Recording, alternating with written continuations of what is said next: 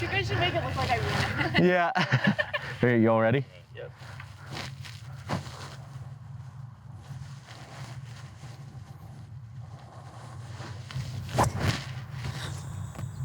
And that's the wrong way.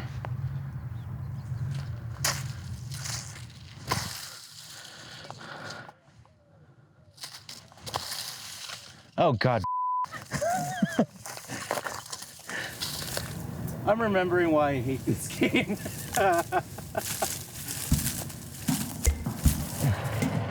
Skirt. Hi, I'm Glen Necefer. I'm half Navajo, I'm half Scottish-Romanian, with a PhD in engineering. And it's as confusing as it sounds. I used to work in government and academia, thinking I was saving the world. Turns out I was just wasting red tape, so I quit. Now, I'm pedaling up the Colorado River, the West's dwindling lifeline. Why? Because in 2026, after a century of mismanagement, stakeholders will renegotiate its future. This could be the river's last chance. So saddle up and join me. We're going to get uncomfortably close to the muddy reality.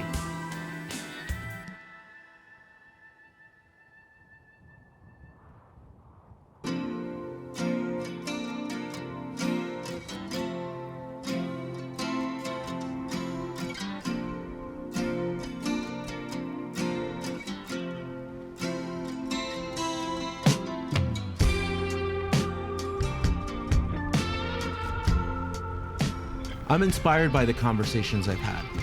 They've provided background to the many perspectives and people who have an interest and stake on this river. It's also confirmed one thing for me. Even though it might not always feel like it, we always have one thing in common. We want a healthy, secure Colorado River in the future. For me, it's cast this issue in a new light, shrinking it down and giving me hope. I want to know more about Lake Powell and the Glen Canyon Dam. Plus, I want to figure out why conservation messaging can be so hard to land.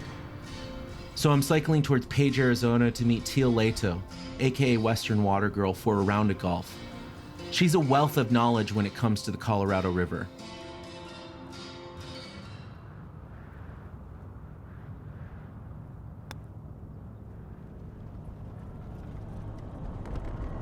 Yeah, so it's playing slow.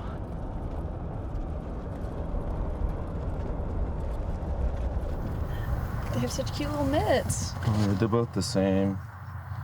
What the is that? Oh, it's a Taylor. I haven't looked at golf clubs in years. That looks sick. That's mine. Thanks, Len. Yeah.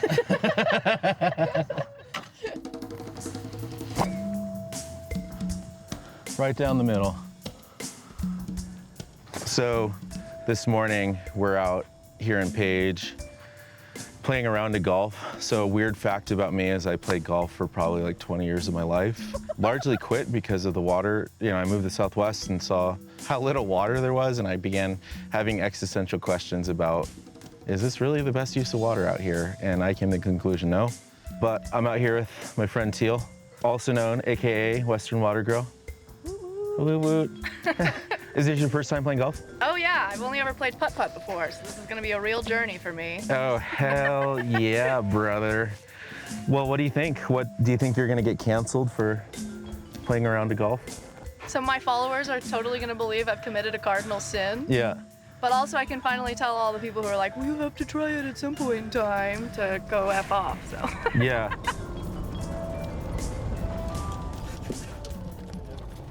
All right, Just don't feel like you need to like crush it out into the outfields. Just like well, try to make contact. okay.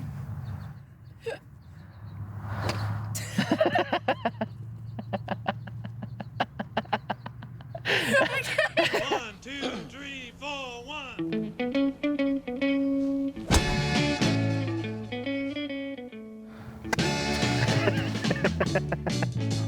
You told me that your love for me was not strong as it used to be. Baby. Man, I sent that one out to space, dude.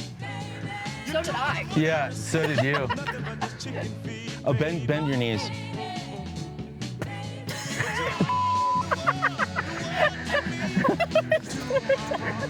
You hold the key, don't talk like that. Don't Hell talk yeah. like that. Furthest one to date. It's gone. I'll go find it. Oh my God. It's right in here. It's hilarious to me. You can tell they're watering this golf course so much that there's like a layer of spring that's coming out like right here. There must be 2 different sediment layers and the water is like coming out right here, which is so funny. I started this game worried about the river, but now I'm more concerned about the ecological damage all of our lost balls will cause. From one man-made disaster to another, let's tee off on the topic of drought. My family's from this area, but I moved to the Southwest when I was like 13, and I had been living in Kansas where, you know, there's rivers, and I didn't really know much or think much about the rivers there. And then coming here, the first river I remember was the San Juan, and I was a golfer at that point in life. And I remember just kind of, you know, looking at like this green patch of turf in the middle of this Red Rock Desert. For a long time, I thought, it's like, oh, wow, that's so cool. And then that thought then became, oh, wow, that's like probably not the best use of water in this part of the world. Oh, yeah, there we go. Yeah. In the work that you're doing now, like, what does that look like? I run a relatively successful TikTok platform. So I just talk about water issues, but I talk about them from my own lens. I tell it like it is because I'm tired of everybody in the water world not saying the quiet part out loud. There are a lot of issues that are about to come to a head, especially in the Colorado River Basin regarding water use, and not enough people are like facing the facts. We'll try it again. And that's really why we're on the golf course today, to face the facts. I'm sorry for everyone who has to see this. After my trip down the San Juan, I wanted to know what was happening at Glen Canyon Dam and at how it was being impacted by lowering water levels. I don't even know where the that went. It's not a lake. It's like there was never a lake here. There was a river before it. And this is a place that's been getting a lot of attention. What's been going on here and why this matters in the context of the river? Yeah, so Lake Powell is essentially like the savings account for the Colorado River Basin. So we store a lot of water there in order to provide water in low flow years. So in high flow years, we store the excess in Lake Powell and then we release it downstream for the 25 million users, including yourself, that live below there. But unfortunately, we have been in a mega drought for the last 24 years. And so year after year, reservoir levels have gone down. And the issue with that is Lake Powell isn't really designed to operate at low water levels. There it is. Cool. So there's certain elevation points that the reservoir has to maintain in order to be able to release water to generate power. And Lake Powell generates power for a lot of the western United States. It's an integral part of the western electrical grid. And if you were unable to generate power from the reservoir, it could destabilize a lot of the western electrical grid. So we are quickly approaching a catastrophe with Lake Powell if it gets low enough. And that will be a really serious problem for people and also for the environment.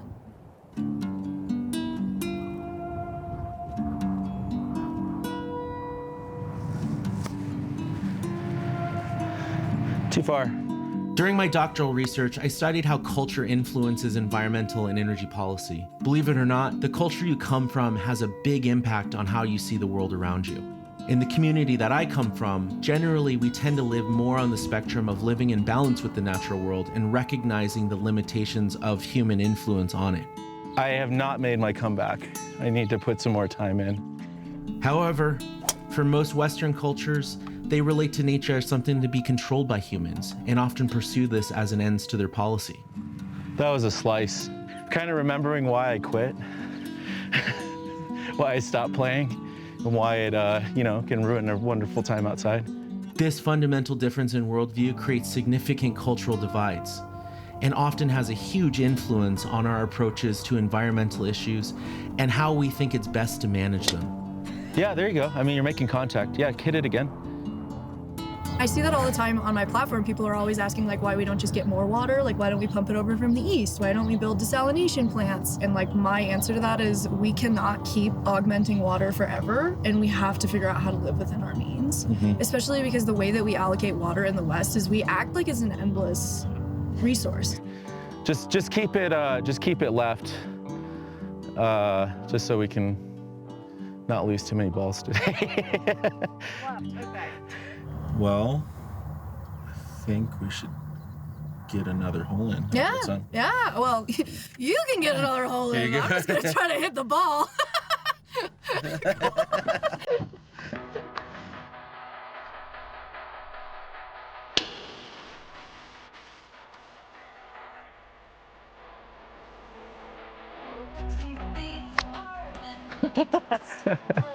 Coming back. So George Bush said, watch this drive, so. My man, George.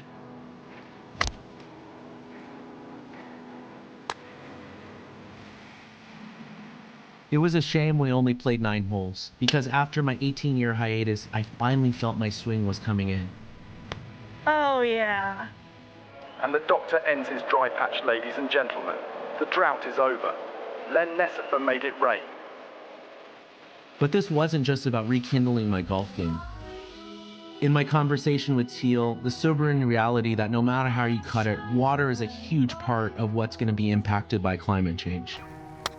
Yeah! Whoa! Look at that! High five on that one.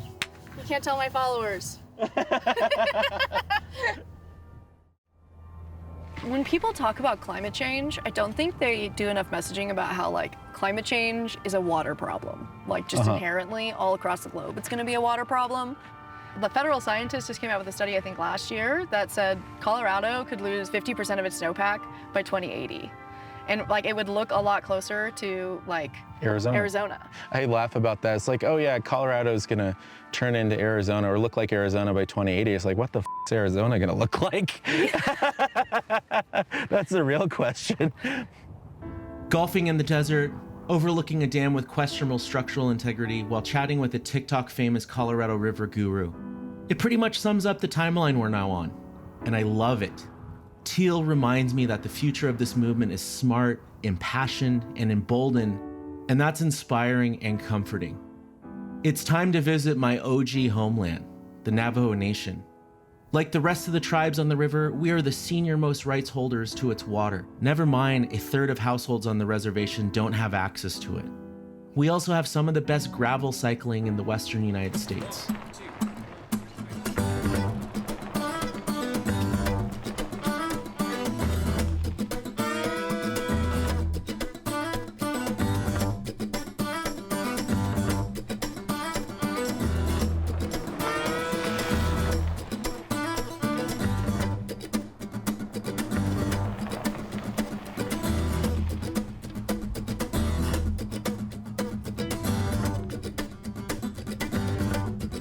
It is your first time here, Vern, yeah?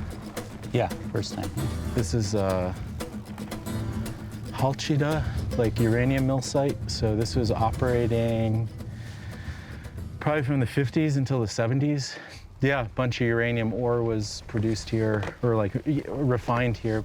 But yeah, these uranium mills basically would refine the ore, the uranium ore, into like a higher grade. And it became way more radioactive. And so at the end of the Cold War, uranium prices crashed because we weren't needing as many nuclear weapons and that sort of thing. And a lot of these sites were abandoned, just left, you know, and they were incredibly radioactive. And so this site was draining right into the San Juan River down there. Thousands of mines and mills were abandoned across the Navajo Nation at the end of the Cold War. The mess was left in the hands of the US taxpayer. This Superfund site was constructed many years later to contain the radioactive leftovers. The impacts from these policies on my community have been long-lasting. I remember like everybody talking about water from the mountain, you know, was the best water.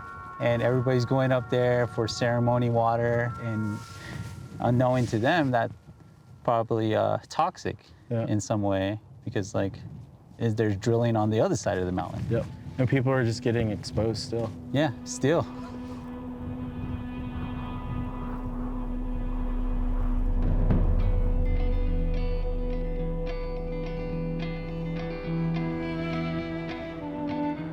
Yeah, I grew up with no running water, no electricity for most of my life. For me, I didn't really think much of it as a kid growing up, just because I was used to this, they call it like res life. Yeah. This style of living where you're living off the land. It's mind-boggling for most folks when they hear about 50% of Americans without running water are on the Navajo Nation. That's despite huge rivers running right by us, rivers that we have rights to.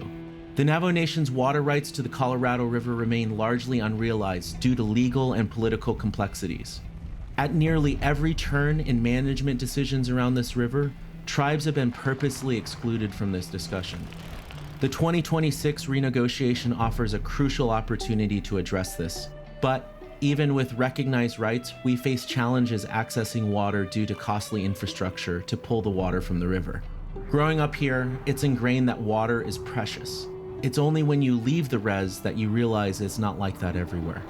Especially living in San Diego, it's like everything's accessible like in an instant. Yeah. Compared to like when I moved back, running water took maybe 3 years to get at my home, and then electricity 2 years, and the septic system combined 4 years.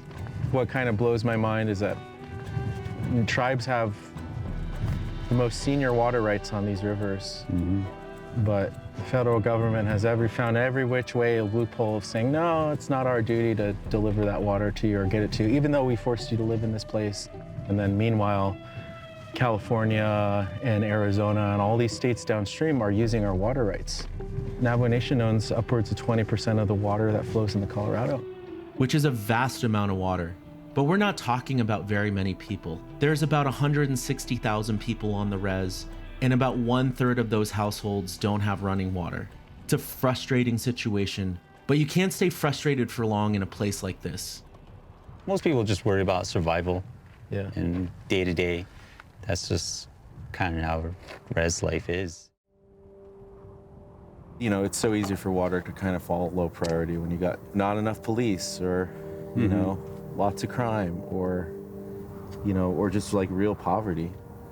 On the negotiations around the river, you know, one of the things that I've seen is just like very recently that tribes got a seat at the table. And for a very long time, they just weren't included, you know? And it's just like we're fighting for basic human rights. And it's just kind of absurd sometimes. You know, when you take a step back, it's like, wow, we're not even treated like equal humans. Like, but you know, that's just the long history. And it's important to have a seat at the table, but also recognizing that it's one step towards the larger goal of actually tribes being empowered to make decisions, and kind of falls into that realm of like doing land acknowledgements, right?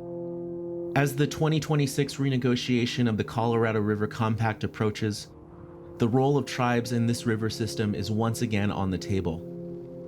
However, whether this will lead to meaningful change remains uncertain. People have inhabited these canyons for millennia. As we navigate our present challenges, looking to the past can often illuminate our path forward. With this in mind, I decide to hike down into some of the area's canyons, seeking insights from the landscape itself.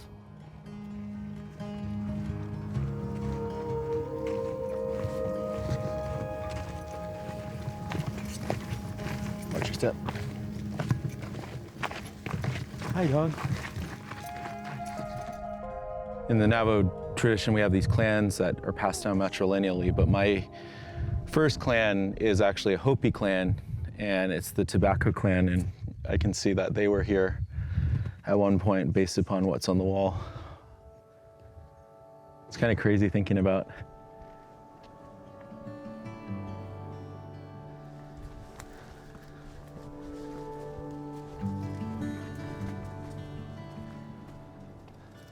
So this is a settlement site in this little canyon we're in.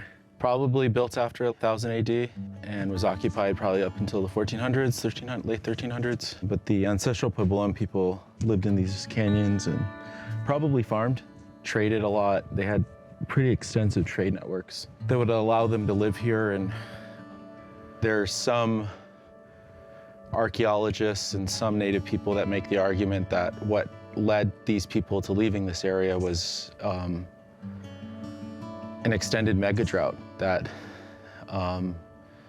is on the scale and order of magnitude of what we're seeing today on the Colorado River Basin. Some of the Hopi people I know that, kind of relayed this story just said it was, they left here because it was time to go, is what their answer was. And, and I look at that story and kind of seeing what's happening on the Colorado River, and it's like in many ways we're repeating a similar story, but at a much greater scale. And I look at this and I see the story of people and the people's ability to adapt and change and survive. There's something special to know where you come from, but I think in many ways I had to develop a relationship with this place because I didn't grow up here. I grew up in the Midwest for my childhood. And so in a way, it's like I'm from here, but I'm also not. And so a lot of my journey has been sort of trying to figure out how do I relate to these places. I have an outsider's perspective within my own community in a big way, and it's allowed me to sort of look at things in a different light. And, with Vernon, we're kind of looking at sport as this way of reconnecting with landscape and place, and movement is the way, sort of our language of translating what this all means. Because this is special. I mean, this is me. This is where I come from. But, if folks live here long enough, you're gonna be from here too.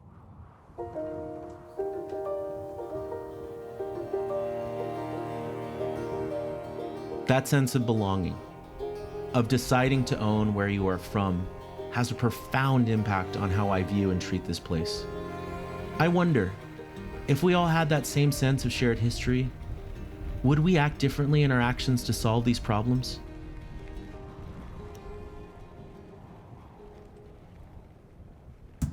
You're not gonna go into the woods and just poke a bear. Yeah. But we certainly do it to rivers. In our final episode, we hit the headwaters of this mighty Colorado River for some shredding with an old Powell, for some river water beer, and a little cattle mustering. And right below town, the creek is pretty much gone.